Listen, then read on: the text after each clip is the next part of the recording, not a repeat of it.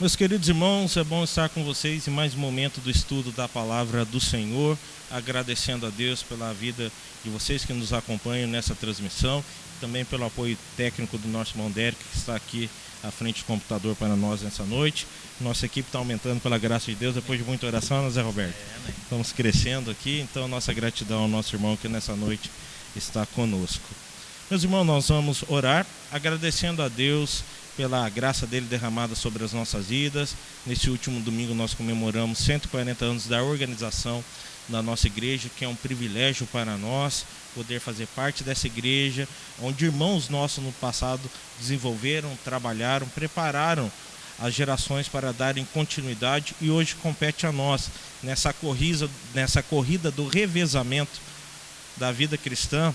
Nós estamos hoje com bastão preparando a próxima geração a assumir o trabalho quando nós já não tivermos mais condições, quando o Senhor nos chamar à glória eterna, e aí outros darão continuidade como no passado pessoas fizeram. Hoje compete a nós dar continuidade a essa obra com a graça de Deus, com o sustento de Deus, pregando o reino de Deus. Vamos orar? Santo Deus, nós te agradecemos por esse dia, pela tua graça, a tua providência, a tua misericórdia derramada sobre as nossas vidas, pedindo que o Senhor continue abençoando a vida da nossa igreja, gratos ao Senhor por 140 anos de história, ó Pai, dessa igreja, e que o Senhor nos abençoe nos próximos anos a dar continuidade a essa obra bendita, rogando a tua graça sobre a vida de cada irmão da nossa igreja e de tantos outros irmãos, ó Pai, que nos acompanham nessa transmissão. Pedimos que o Senhor esteja derramando sobre nós a tua graça nesse momento da meditação e dos louvores que serão entoados ao nome do Senhor nesse momento. É o que nós te pedimos e te agradecemos no santo nome de Jesus Cristo, nosso Senhor e Salvador. Amém. A palavra está com o nosso irmão José Roberto. Boa noite, meus irmãos, graça e paz a todos. Primeiro cântico: Ele exaltado, o Rei exaltado nos céus, nós te louvaremos, Senhor.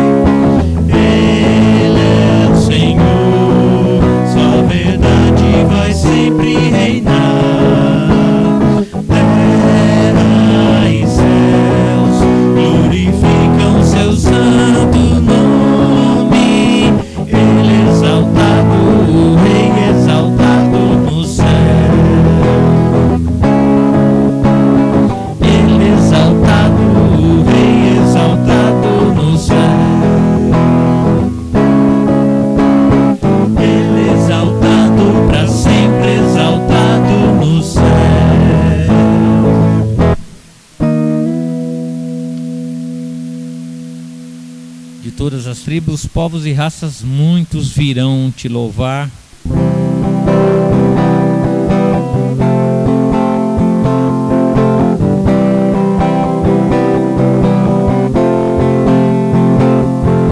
De todas as tribos, povos e raças, muitos virão te louvar. De tantas culturas, línguas e nações, tempo e no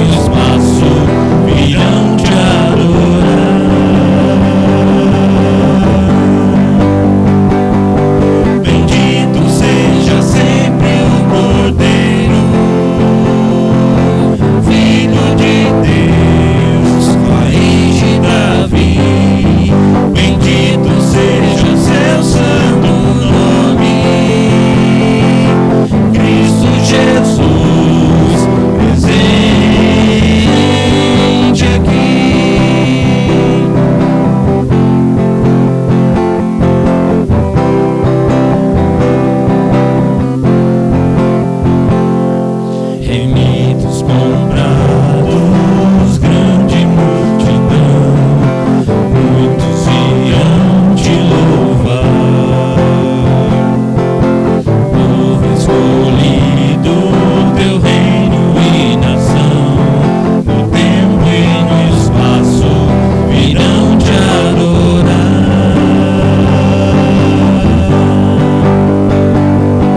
Bendito seja sempre o Cordeiro, Filho de Deus, raiz de Davi. Bendito seja o seu santo nome, Cristo Jesus, presente aqui.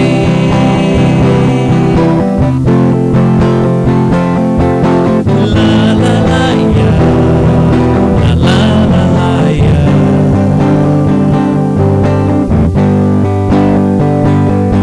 E a nós só nos cabe tudo dedicar, oferta suave ao Senhor. Dons e talentos queremos consagrar, e a vida no teu altar pra teu louvor.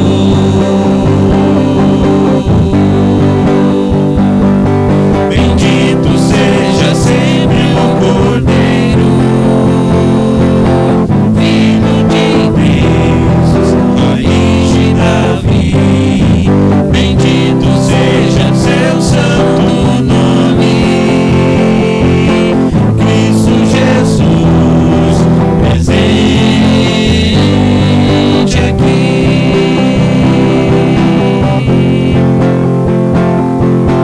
Cristo Jesus, presente aqui.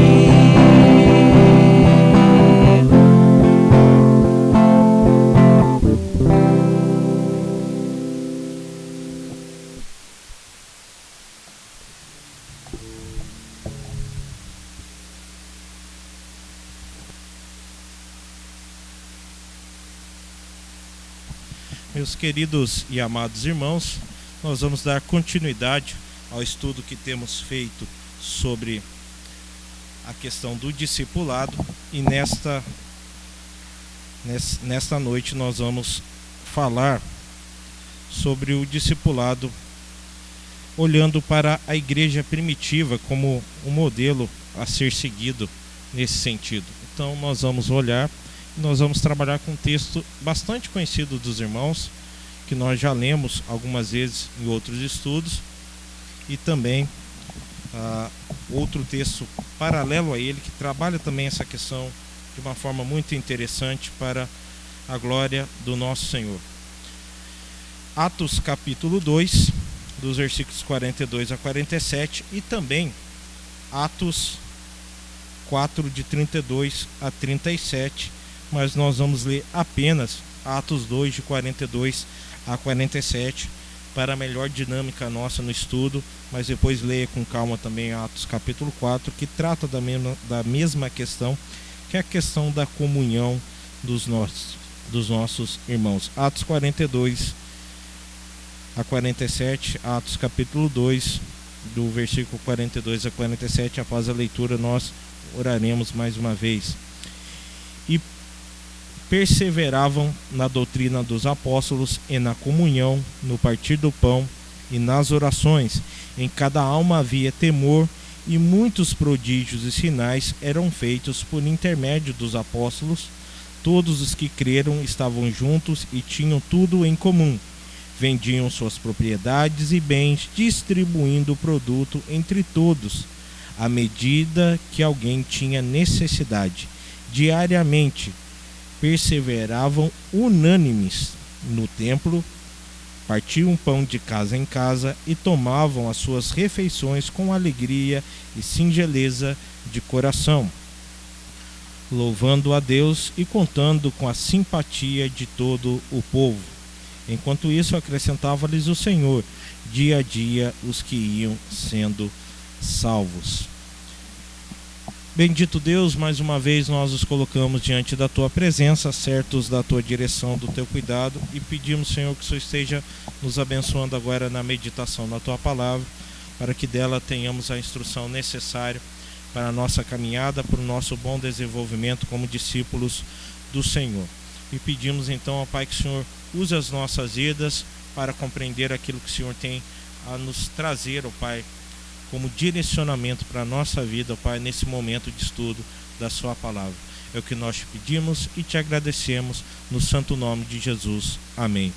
Meus amados e queridos irmãos, como nós costumeiramente fazemos, nós sempre recorremos à palavra de Deus, que é o guia para a nossa vida, para a nossa caminhada. E não tem como ser de outra forma.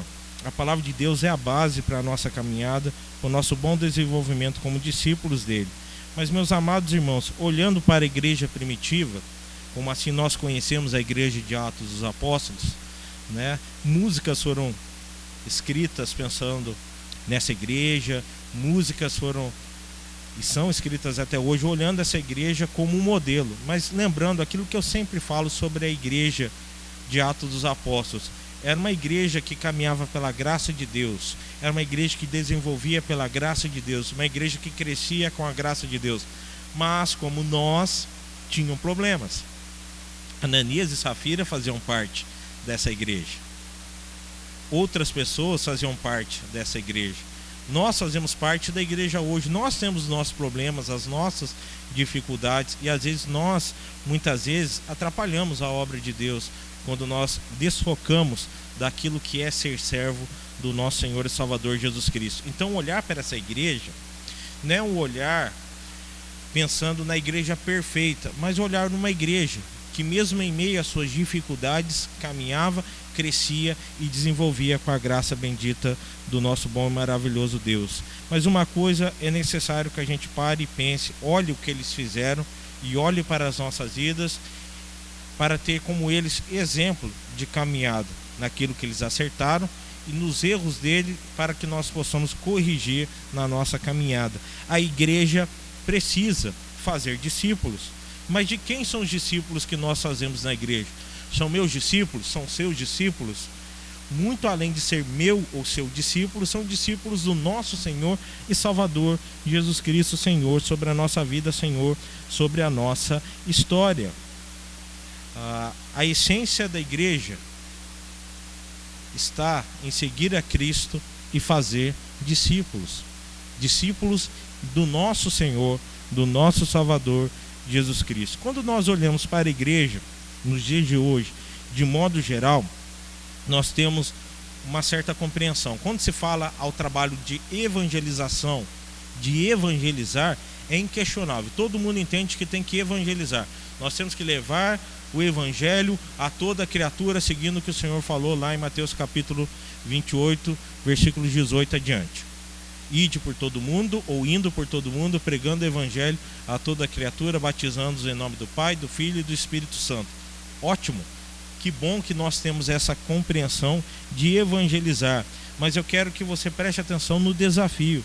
O desafio não está em evangelizar apenas, o desafio vai muito mais profundo. O desafio que nós precisamos enfrentar é de discipular pessoas, de sermos discípulos e fazer discípulos de Jesus Cristo. Se o nosso trabalho é evangelizar apenas, o trabalho está tranquilo, porque nós pregamos, fazemos a nossa parte. Mas e o acompanhamento? Quando nós vamos levar o nosso carro para a mecânica, o que a gente sempre recebe? Nesses dias atrás eu tive que trocar os pneus do meu carro. Os dois pneus da frente estavam quase no limite, e aí nós sabemos o risco que nós corremos, ainda mais na nossa serra aqui. Se a gente não tem um pneu bom, a gente corre um risco um pouquinho maior. Eu fui levar o carro, troquei na cidade de São José dos Campos os pneus, os dois pneus da frente, e ali eu recebi da pessoa que me atendeu uma questão para me apresentar lá com o carro em dezembro, janeiro e fevereiro. Por quê? Porque eu tenho que fazer a revisão do alinhamento do carro, porque ao trocar o pneu você tem que alinhar. Então não basta só você fazer o serviço, tem um acompanhamento. Agora, deixa eu trazer isso para a nossa vida. É um pouquinho mais profundo. Não basta apenas evangelizar. Você tem que acompanhar para ver como aquela pessoa está desenvolvendo. Em alguns momentos, nós estaremos pregando o evangelho em outra cidade. E o que nós devemos fazer quando uma pessoa vier até nós e entender a graça de Deus através da nossa pregação, da nossa conversa, como servos do Senhor, é encaminhar essa pessoa para uma pessoa daquela localidade para que ela seja acompanhada, ou seja discipulada dentro do trabalho da obra do Senhor. Foi para isso que o Senhor nos chamou e tem nos chamado a fazer. Meios de evangelizar, nós conhecemos vários. Meios para alcançar pessoas, nós conhecemos vários. Vou citar alguns aqui para nós. A TV. Tem muitas igrejas que usam canais de televisão ou tem canal próprio de televisão que ali faz a propagação. Os mais antigos já estão acostumados com isso. Os mais modernos hoje, aqueles que nasceram nessa época, já cresceram nesse meio. Rádio. Por mais que muitos achem que rádio deixou de existir, continua existindo. E muitas pessoas ainda ouvem a mensagem do Senhor por meio de rádios. Tem várias igrejas que têm suas estações de rádio, existem estações evangélicas que compartilham entre igrejas os horários para que ali seja o melhor atendido para que as pessoas possam ouvir. A literatura, por meio de livros, por meio de pregações, seja em rádio, seja em televisão. Nós temos YouTube, que nós temos usado nesses últimos tempos até na nossa igreja, que é um meio de levar essa mensagem a todas as pessoas. Mensagens gravadas, seja por escrito, seja por áudio, seja por vídeo, né? Aquele minuto separado, e ali você encaminha essa mensagem pelas suas mídias sociais, pelos aplicativos de conversa. Uma questão é a seguinte, uma coisa é certa, muitos têm acesso hoje à mensagem, muitos escutam a mensagem, mas eu quero te chamar a atenção o seguinte: desses muitos que escutam a mensagem, poucos vêm a se filiar, poucos vêm a se comprometer com o evangelho e se tornam membros de uma igreja. Muitos não permanecem na igreja. O problema sempre que nós enfrentamos diante disso é a rotatividade de pessoas. É uma questão que nós devemos parar e pensar o que gera essa rotatividade. Será que estamos pregando bem o evangelho? Será que estamos fazendo tudo isso como deve ser? Aquela questão, o trabalho da evangelização já está claro para nós. A questão da rotatividade se dá por alguns fatores, por algumas questões que levam a alguns problemas. A pregação está sendo feita, com isso nós concordamos. O evangelho está sendo pregado, pastor, o evangelho está sendo anunciado. Ótimo, está sendo pregado e anunciado. Mas vamos lá. Aqui na nossa cidade nós já temos um número grande de igrejas, na cidade de Ubatuba. Agora vamos parar e pensar na cidade maior, São José dos Campos, aqui na nossa região. Será que tem pouco número de igrejas? De igrejas presbiterianas já passam de 10. Quantas outras existem? Vamos pensar na capital do nosso estado, São Paulo. Quantas igrejas deve ter em São Paulo? Se a gente fosse falar num cardápio de escolha, a pessoa tem diversas escolhas. Aquelas que agrada, aquela que não agrada, aquela que tem uma música mais acessível, aquela que tem uma música mais clássica, aquela que tem a igreja pintada de preto, aquela que não tem, aquela que tem jogo de luz na igreja, aquela que não tem, aquela que tem a frente da igreja com pedra, aquela que não tem. Todas essas questões existem, e esse é um dos problemas quando a gente fala de rotatividade. A rotatividade, nesse sentido, mostra que o segundo passo precisa ser dado para que a pessoa se fixe a questão do evangelho. Uma questão que deve ser levada em conta é essa transição da evangelização para o discipulado. Eu evangelizo a pessoa, mas eu tenho que dar acompanhamento a essa pessoa através do discipulado. O processo de apresentar a Cristo é o que nós chamamos de evangelização. O processo de ensinar a viver com Cristo e para Cristo é o que nós chamamos de discipulado. Eu prego o evangelho, a pessoa abre a sua mente para o evangelho, entende que Cristo é o Senhor sobre a sua vida. Mas como ela vai viver? Como ela vai ser ensinada? É através do processo que nós chamamos o processo do discipulado. O discipulado cristão, ele é indispensável para a vida da igreja. A igreja primitiva, ela tem muito a nos ensinar diante dessa questão. O texto que nós lemos e outros textos de Atos nos ajudam nesse sentido. Não vou reler para ganharmos tempo aqui. Mesmo sofrendo ataques, ameaças, perseguições, a igreja não esmoreceu, ela não fraquejou. Muito pelo contrário, ela continuou proclamando e anunciando o evangelho. Por isso, quando a gente olha para Atos capítulo 2, nós vemos a necessidade da perseverança, porque eles perseveravam firmes no ensino da graça do Senhor. É isso que o versículo 42 nos fala aí do capítulo 2 de Atos. Esse versículo aponta para a necessidade da perseverança. Os discípulos caminhavam firmes. O discipulado requer perseverança. E aqui eu quero destacar uma coisa: requer perseverança, tanto da parte do discipulador, aquele que vai ensinar a pessoa, tanto da parte daquele que está sendo discipulado. Porque aquele que está sendo discipulado está sendo desafiado, está sendo confrontado com a palavra de Deus. E muitas vezes muitas pessoas abandonam a fé nessa trajetória. Para que o crescimento da igreja ocorra, nós temos que olhar alguns detalhes. Para o crescimento numérico, muitas vezes o que é feito são estratégias de marketing. Tem que divulgar melhor o nome da igreja. Eu não tenho problema quanto a isso, meus irmãos.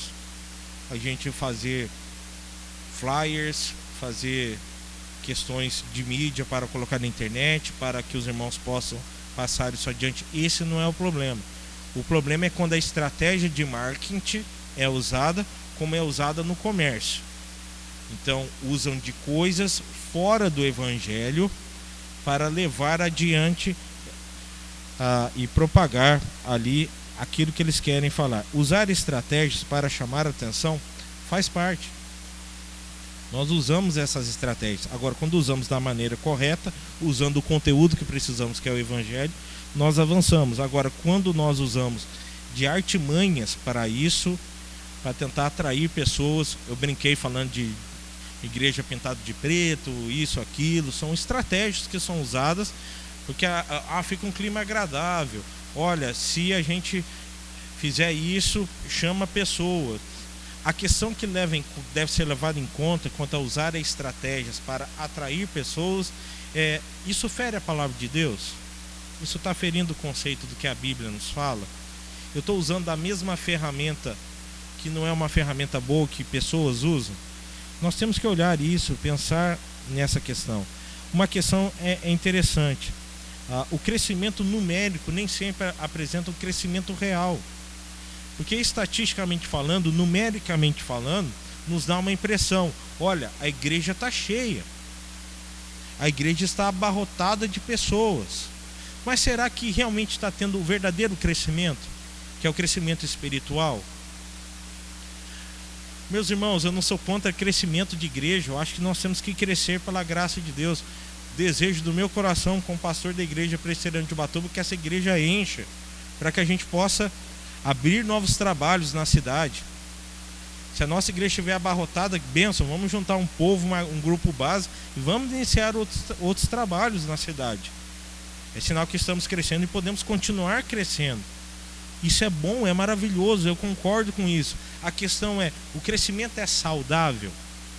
O crescimento é baseado, pautado na palavra de Deus? Ou é em estratégia só para chamar a atenção das pessoas? As estratégias podem atrair, mas o que deve manter a pessoa na igreja não são as questões eventos, mas deve ser a palavra de Deus. Uma das questões que realmente chama a nossa atenção nesse período são essas questões. Igrejas que viviam de eventos têm sofrido nesse momento. Igrejas que faziam 100 eventos por ano, esse ano estão sofrendo. Que a partir do mês de março desse ano, as coisas mudaram de rumo. Ah, mas vou transportar para a internet. Não é a mesma coisa. Não é a mesma coisa, porque esses eventos precisam do corpo a corpo, do contato, assim como nós também precisamos do contato para que possamos desenvolver. Mas a questão é a seguinte: viver de eventos não vai sustentar a nossa fé, porque cada vez mais você tem que inventar. O que sustenta a nossa fé é a palavra de Deus, a raiz na palavra de Deus. Muitas igrejas estão cheias de pessoas, mas estão vazias do conhecimento e da graça de Deus. Sem um trabalho de discipulado, de caminhar junto, de ensinar, não tem como ocorrer um crescimento consistente. O crescimento que vem da graça e do conhecimento de Deus não acontece do dia para a noite. Se você passou pela conversão nesse dia, não vai ser amanhã que você já vai estar apto a fazer tudo. Você precisa passar pelo processo necessário de crescimento, de desenvolvimento. É dia a dia, é um processo que demanda esforço, tempo e exige perseverança da parte daquele que discipula, daquele que está sendo discipulado, aquele que ensina, aquele que recebe o ensino. Atos 11, 25 e 26 relata para nós o resultado de um discipulado que foi bem feito. Após a conversão de Saulo, Barnabé vai até Tarso e vai procurar Saulo. Ele pega Saulo e leva até Antioquia, e lá ele investe tempo e prepara a Saulo. Em Antioquia, esse texto vai dizer que lá os servos do Senhor, os discípulos do Senhor, são chamados pela primeira vez de cristãos.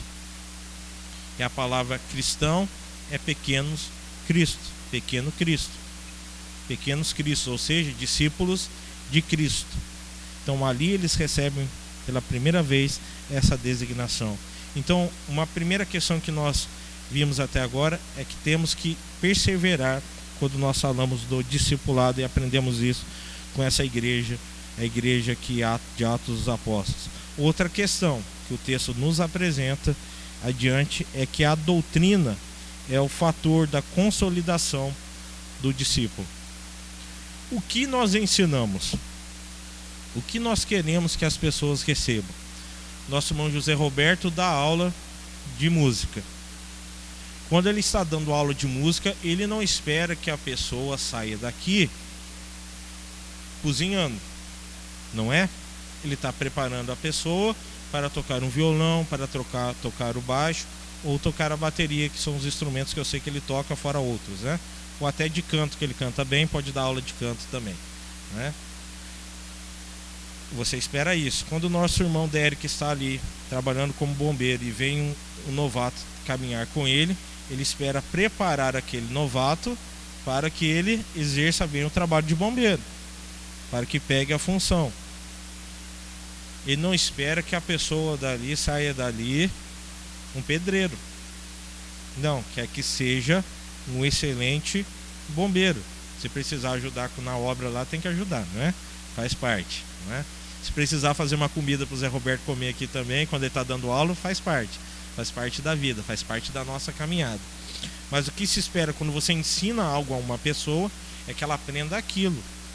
Então, quando nós queremos ensinar, nós temos que entender o que nós estamos ensinando. E preste atenção, o discipulado feito no período da igreja primitiva tinha um caráter fortemente doutrinário, ou seja, o seu conteúdo era a doutrina dos apóstolos, o ensino que eles receberam dos apóstolos, que eles receberam de Jesus Cristo.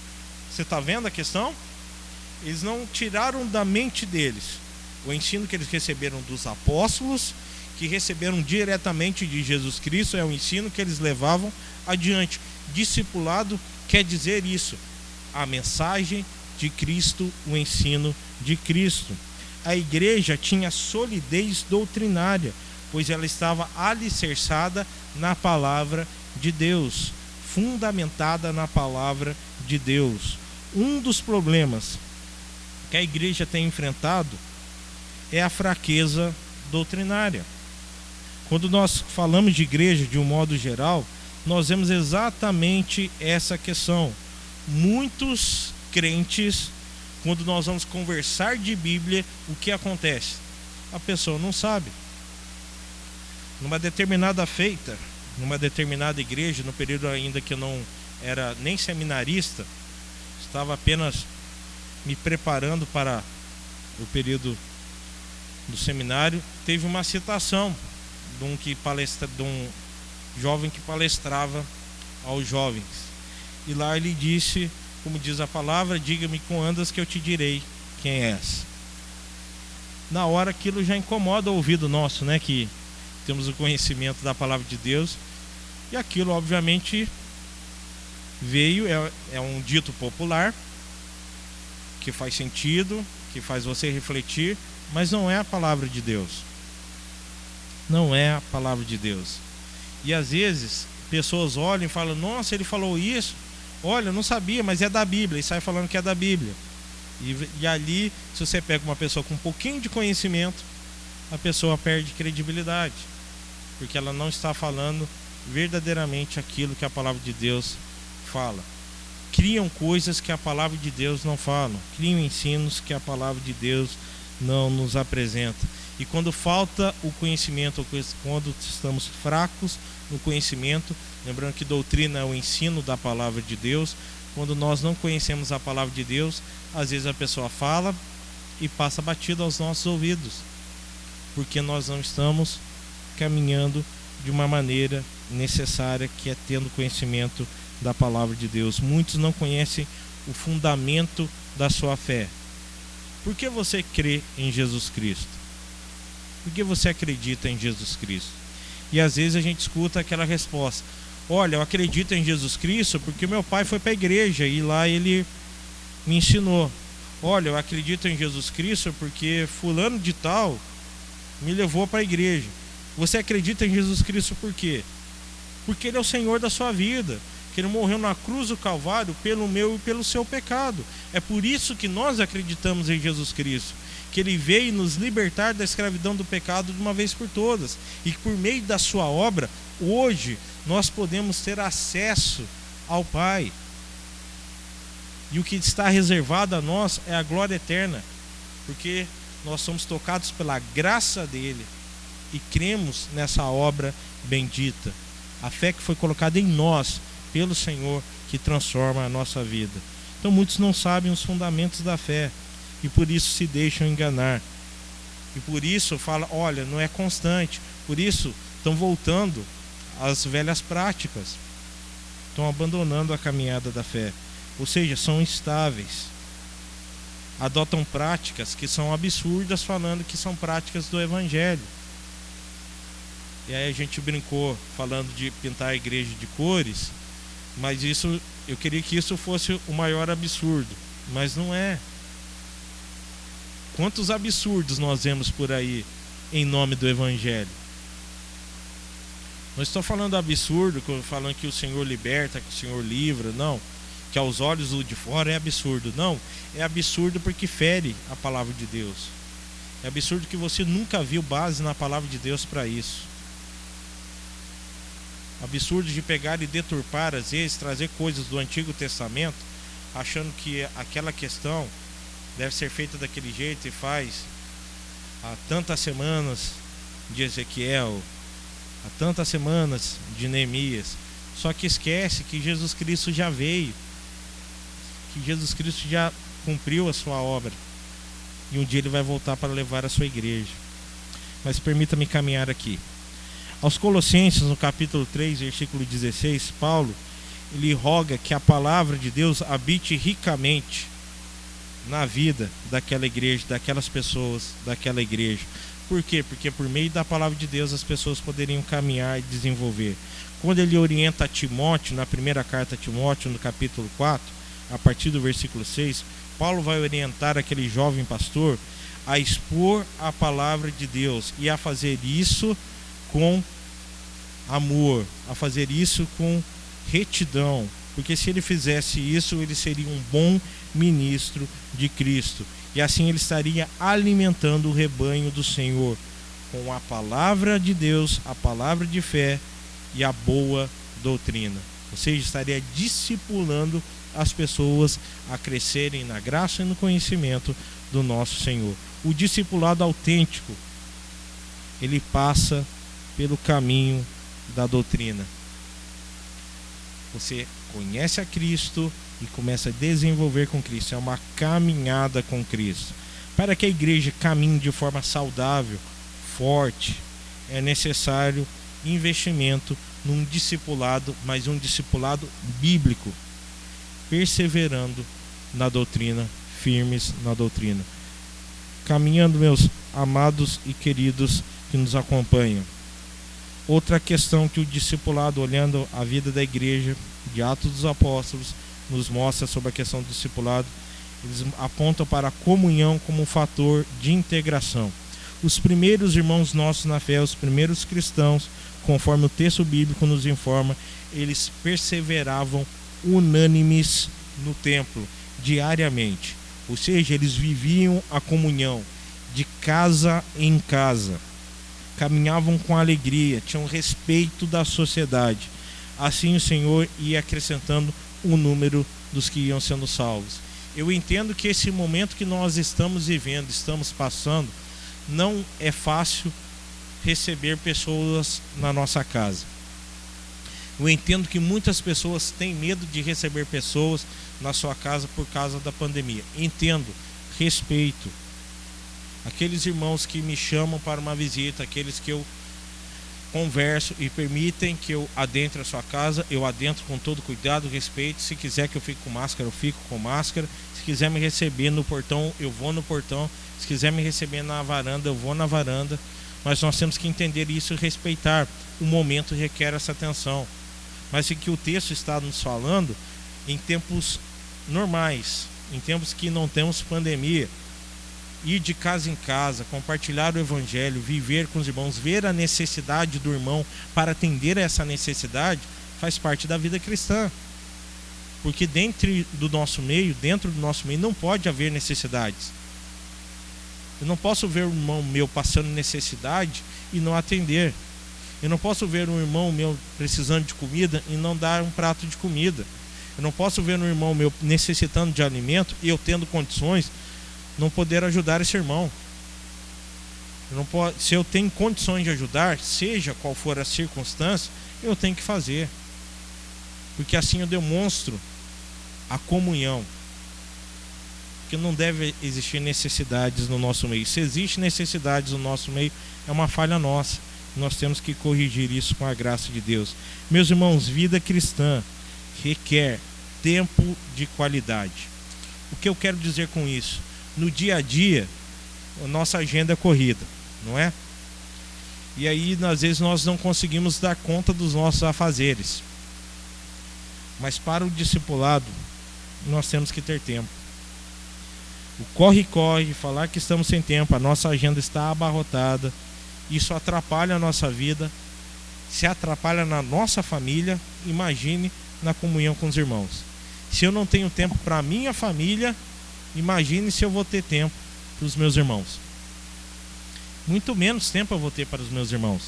Se eu não tenho tempo para a minha família, muito menos eu vou ter para os meus irmãos. Então eu tenho que corrigir dois problemas: meu tempo em família, meu tempo com os meus irmãos em Cristo e meu tempo para o discipulado. Se eu não tenho tempo para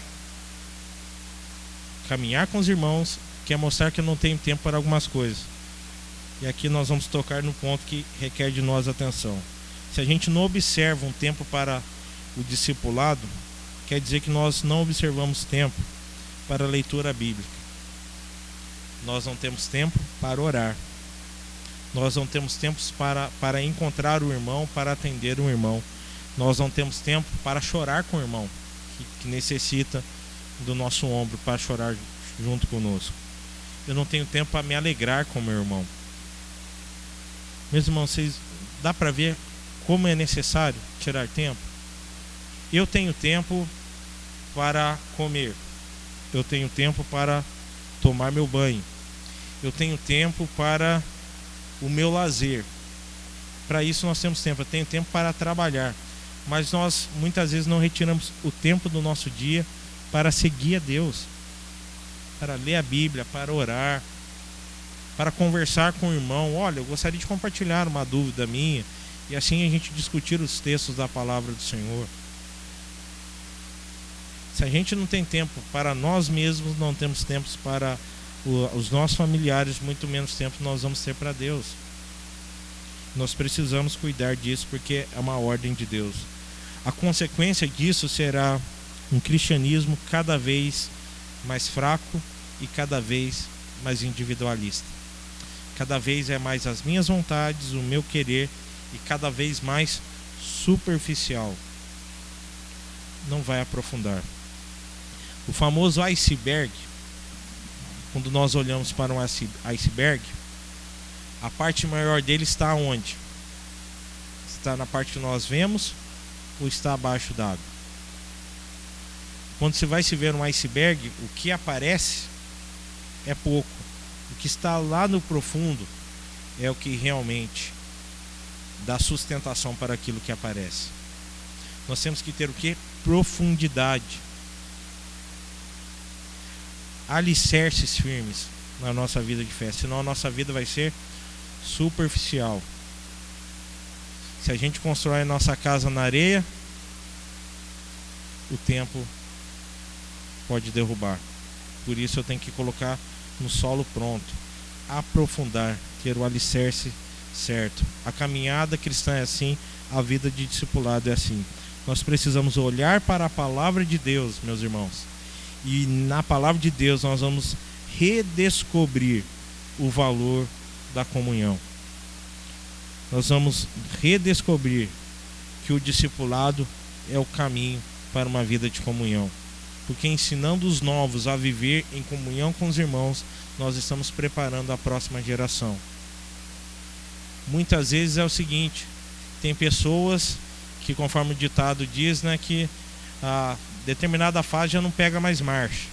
Tem gente que não quer pegar marcha na fé, não quer entender esses princípios básicos e voltar para os princípios básicos. Mas o nosso esforço é para que esses irmãos voltem a pegar o ritmo. Mas nós temos que tomar cuidado para que os mais novos não caiam nesse ritmo. Irmãos, falo aqui no âmbito geral da igreja. Tem muitas pessoas que chegam a uma determinada fase, muitas igrejas que, olha, nós não precisamos mais plantar igrejas porque nós já fizemos a nossa parte. As igrejas que nós plantamos, as igrejas que são nossas filhas, já estão gerando novas igrejas, então nós já temos netas. Então por que eu vou plantar novas igrejas? Por que eu vou investir em novos trabalhos? Por que eu vou investir na obra missionária? Já tem gente fazendo. Não, isso faz parte da vida da igreja. Se nós não fazemos isso, nós estamos com algum problema. Se nós não prestarmos atenção no que a palavra de Deus nos orienta e nos ensina, e viver conforme a palavra de Deus nos fala, nós estamos com problema. Se o nosso olhar não é a obra de Deus, o crescimento da obra de Deus, nós estamos com problema. Mas nós temos dificuldades, enfrentamos algumas dificuldades, algumas localidades nós entendemos isso. Existe a realidade local que dificulta, mas o anseio sempre deve ser por avançar na mensagem do Evangelho, para que novas pessoas venham conhecer a graça de Deus e cresçam diante da graça e do sustento do Senhor. Mas para fechar aqui com os irmãos, eu quero destacar uma outra característica que vou ser mais breve nela. Os meios de graça são um fator para a alimentação espiritual e faz parte da vida do discipulado. Meio de graça. Um meio de graça. Quais são os meios de graça? A palavra de Deus, a oração e os sacramentos. A palavra do Senhor, a oração e os sacramentos são essenciais para a nossa vida. São meios que a graça de Deus são derramadas sobre a nossa vida. Por isso, os meios de graça, palavra de Deus, oração, o sacramento, ceia e batismo, tem lugar central na vida da igreja. Porque quando se pregava no período da Reforma, o púlpito foi para o lado e no meio da igreja era colocada uma Bíblia para simbolizar algo. A centralidade está na palavra de Deus. Não estou falando como nós estamos acostumados em alguns lugares que tem a Bíblia, mas fica aberto só no livro dos Salmos, né? Não, mas a ideia dos reformadores era mostrar que a centralidade está na palavra de Deus. Por isso os púlpitos eram laterais, eram de lado, para que mostrasse a centralidade da palavra de Deus. Não há erro nenhum se o seu púlpito, o púlpito da igreja, está no centro. Não tem problema nenhum isso, contanto que a centralidade da palavra de Deus seja apontada a cada culto, a cada reunião. Por isso, meus amados irmãos, entendemos que a palavra de Deus, a oração, os sacramentos são esses canais, os meios de graça de Deus que é dado ao seu povo. Com a oração, nós somos chamados a ter uma intimidade com Deus, porque a oração é uma conversa que nós temos com Deus. Como nós conversamos com os nossos irmãos, com os nossos amigos, nossos familiares, nós conversamos com Deus. Por meio da palavra, nós somos aperfeiçoados e orientados por Deus, porque a Bíblia é a palavra de Deus viva e eficaz, capaz de tocar no mais profundo do nosso ser. Com os sacramentos, nós vemos a comunhão com Deus e a comunhão com o seu povo. Meus irmãos, quero encerrar nesse momento dizendo o seguinte: como o discipulado não é um programa na igreja, não é um currículo na igreja, ele é um estilo de vida de todo crente. O discipulado é um estilo de vida do crente, não é um programa. Porque alguns pensam em discipulado como um programa, então querem aquela receitinha. Algumas pessoas já me procuraram nesses meus anos de ministério e falaram: pastor, qual linha de discipulado o senhor segue? Ou qual tipo de discipulado o senhor quer que a gente siga? Porque existem diversos programas e bons programas de discipulado. Mas a questão é a seguinte: os programas de discipulados, eles foram feitos pensando numa realidade local. E será que aquele estilo de discipulado, ou a forma como é abordado aquele discipulado, vai dar certo nessa ou naquela igreja? Depende. Às vezes você vai precisar adaptar. Usar bons materiais faz parte. Bons materiais servem para isso. Eu não estou negando isso. Nós usamos bons materiais. Nós usamos no louvor e adoração a Deus, através dos cânticos, músicas feitas por outros irmãos na fé. Mas se a gente quiser cantar na igreja de Ubatuba só música composta pelos irmãos da igreja de Ubatuba, amém, glória a Deus. Se tiver irmão para isso, nós agradecemos. Nosso irmão Zé Roberto está aqui pronto para ensaiar com você, para a gente cantar essas músicas. Ótimo, vai ser legal. Mas não tem problema de você utilizar músicas de conteúdo que outros irmãos fizeram. É para o reino de Deus. É para o reino de Deus, unicamente para a graça de Deus. Às vezes existem bons programas de discipulados que podem ser utilizados. Nós utilizamos diversos livros. Livro cristão que nos ajuda, que nos direciona, que traz luz a alguns assuntos. Não tem problema. Mas o verdadeiro discipulado, meus irmãos, ele tem que estar baseado aqui, palavra de Deus. O melhor discipulado é você abrir a Bíblia e conversar com a pessoa sobre as questões. Ela tem dúvida, ela vai te trazer a dúvida, você vai pesquisar e vai responder a ela com a palavra de Deus. Isso é discipulado. Às vezes nós fazemos o discipulado um pouco mais remoto, não é? Uma pessoa que está mais distante, a gente faz por telefone, videoconferência. Isso faz parte da nossa caminhada, mas tem que continuar. O trabalho discipulado é um trabalho que vai existir, vai continuar existindo até o dia que o Senhor nos chamar a sua glória eterna, ou quando Ele vier e levar com Ele a sua igreja. Vamos orar mais uma vez, assim nós encerramos, colocando aqui a saúde dos irmãos, colocando as situações que os irmãos têm enfrentado no seu dia a dia. Perdão aqui pelo soluço, tá bom? Santo Deus, mais uma vez nós nos colocamos diante da Tua presença, rogando da Tua graça, da Tua direção, e pedimos que nesse momento o Senhor esteja abençoando a cada irmão, ó Pai, que nos acompanha. Rogamos ao Senhor que o Senhor esteja atuando na vida daqueles que enfrentam dificuldade com a sua saúde, com problemas de saúde. Entendemos que pessoas têm enfrentado essa situação. Alguns familiares de irmãos nossos têm passado pela Covid. Alguns dos nossos irmãos têm passado por circunstâncias como essas e outros problemas de saúde. Pedimos que o Senhor esteja agindo atuando, direcionando a vida desses irmãos nesse momento e de todos os seus familiares, dando suporte. Rogamos a Deus, ó Pai, pela vida da nossa nação diante dos desafios que se apresentam, seja no âmbito federal, estadual ou municipal, ó Pai, pedindo a Tua direção, a Tua graça. Pedimos, Senhor, que continue abençoando a nossa igreja, ó Pai.